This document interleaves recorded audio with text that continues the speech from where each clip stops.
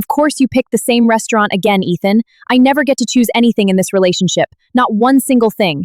4 years together, a dinner reservation. But this was never about the restaurant. It rarely is. What follows isn't a disagreement about where to eat. It's a referendum on everything that came before it. You booked Lorenzo's again. That's the 4th time this year. You didn't even ask me first. You said last week you love Lorenzo's. I have the text. Don't quote me back at myself right now. I'm not in the mood for receipts. Noted. You know what your actual problem is? You're one of those guys who confuses convenience with consideration. It's not about me. It's about what's easy for you. That's a stretch. It's not a stretch. It's a pattern. My roommate said the same thing last month. That you never actually ask what I want. You just assume.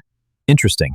And my dad noticed it too. At Easter, he said you talk over me when we're deciding things. He's known you 3 years. He'd know. Walk me through that. There's nothing to walk through. It's obvious to everyone except you.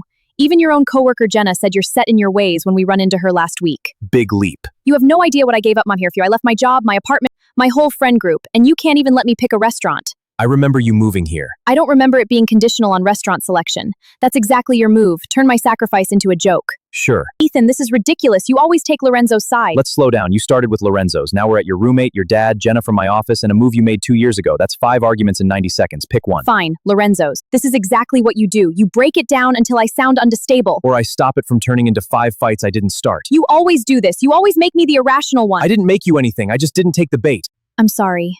I don't know why I get like this over something so small. I just feel invisible sometimes, like my preferences don't even register with you. Because if you actually cared what I wanted, you'd have told your parents we're not doing their cabin trip this year like I asked you to 3 weeks ago. There it is. There what is? I'm literally just telling you how I feel. You were building a case against the cabin trip. That's not fair. I'm not staying in something where every feeling turns into leverage for the next agenda item. I already know what I think about the cabin.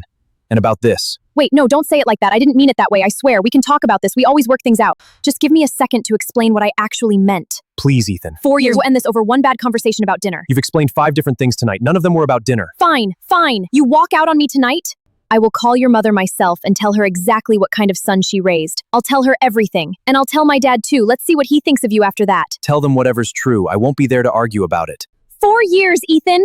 4 years of my life, I left everything behind for this, and you're gonna throw it away because I got upset about a restaurant? Rachel, it's not just that. What was the point of any of it then? What were we even for? Ethan, please look at me, say something, anything at all. No slammed door, no raised voice, just a man who finally stopped negotiating for a seat at a table that was never actually set for 2. People will tell you that healthy relationships mean compromise. Nobody tells you that some arguments aren't about compromise at all. They're about collecting evidence for a verdict that was decided before the conversation even started. The Stoics had a phrase for what Ethan did that night. They called it refusing to defend yourself against a case that was never actually about you. He didn't leave over a restaurant. He left over 4 years of being cross-examined for things he never did. There's a difference, and it's the only one that matters.